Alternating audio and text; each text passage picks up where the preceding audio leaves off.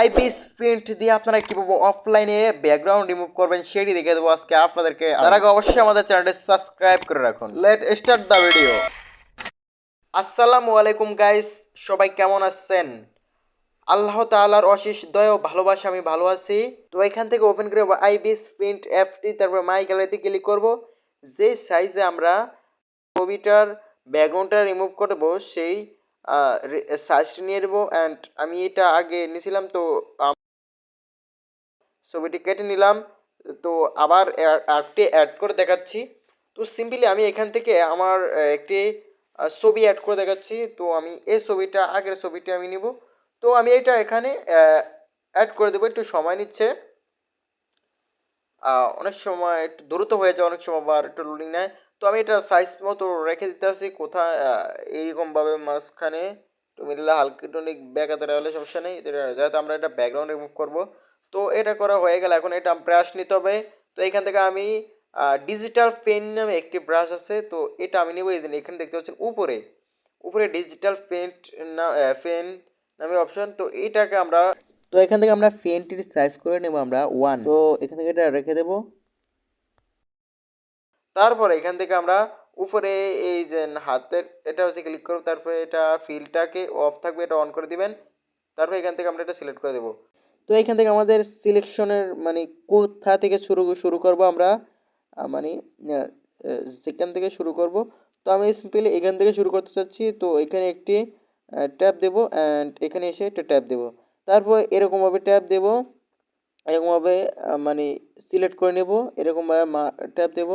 তো আমি এটা একটা স্লো মোশন বাড়িয়ে দিলাম ভিডিওটার, কারণ এটা এরকমভাবেই করা হয়, মানে এরকমভাবে আপনারা করে নেবেন। জুমিং জুম আউট করে তারপর এরকমভাবে কানগুলাকে করে নেবেন।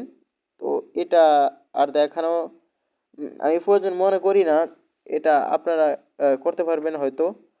তো আমি যেভাবে করছি এরকমভাবে করবেন। দেখতে পাচ্ছেন এটা হয়ে গেছে। বাইরের অংশগুলো তো আপনারা এরকমভাবে সিলেকশনগুলা করে নেবেন, মানে এরকমভাবে।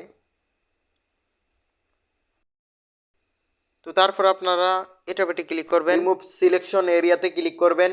তো ওটা রিমুভ সিলেকশন হয়ে গেছে। এইখান থেকে আবার শুরু করতে হবে। তার আগে আমি এগুলাকে মানে ব্রাশ করে নেব আর কি, ব্রাশ করে বাড়তি অংশগুলোকে কাটবো যাই, এই জন্য এগুলো বন্ধ করে দেবো। এখান থেকে ইরেজ অপশনটা সিলেক্ট করব।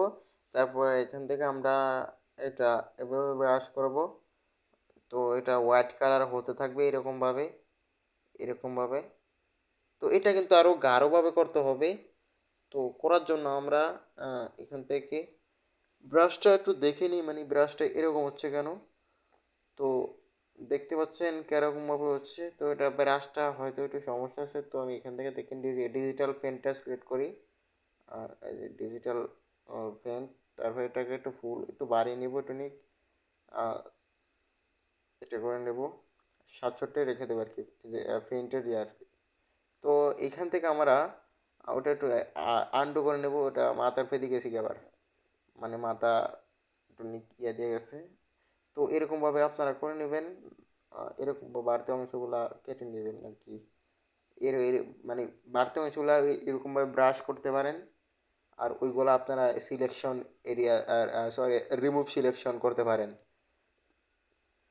মানে সিলেকশন করে করে তারপরে রিমুভ সিলেকশনের ক্লিক, তারপরে এটাও রিমুভ সিলেকশনে ক্লিক করে দেবেন আর কি, মানে ব্রাশ করার পর। তারপর আবার আমাদের ওইটা সিলেকশন এরিয়াগুলো অন করব আমরা সেখান থেকে।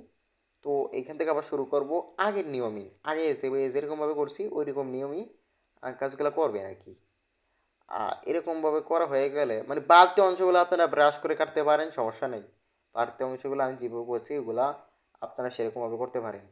তো এরকম আমি এটা করে নিলাম। তারপর এখানে দেখতে পাচ্ছেন ইটনিক রয়েছে, তো এটা অফ করে দেবো। তারপর এখান থেকে ব্রাশ নিয়ে এগুলা কেটে দিলাম। দেখতে পাচ্ছেন এটা হয়ে গেছে। তারপর এটাকে ইউজ করতে